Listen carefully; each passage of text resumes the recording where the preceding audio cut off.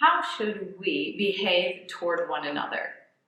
I'm Amy from the Lakes, and today we're looking at Hebrews chapter 13.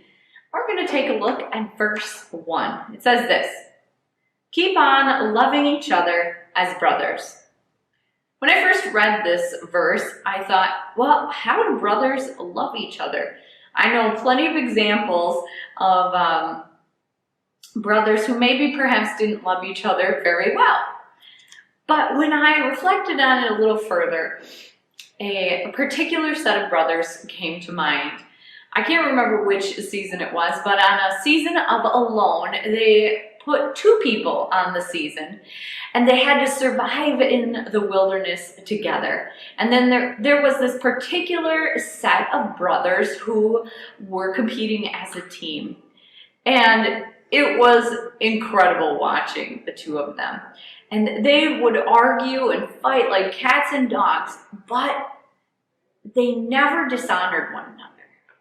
They truly loved one another. And whenever there was a particular time where one of the brothers was feeling really ill. And the other brother did everything in his power to help his brother feel better. He went out and found all of the food, he tended the fire, he did all of the survival work so that his brother could rest. And at the end of the show, spoiler alert, this set of brothers won the whole thing. They survived the longest. And in the closing interview, one of them said, "We won because of my brother. He was my greatest asset, my best survival tool." I think that's the kind of love that the author of Hebrews is instructing us to have toward one another. This idea that we can agree, or disagree rather, we can disagree with one another without dishonoring one another. We may not always see things in the same way, but we have each other's back. You know, brothers are fiercely loyal. They'll do anything to protect one another.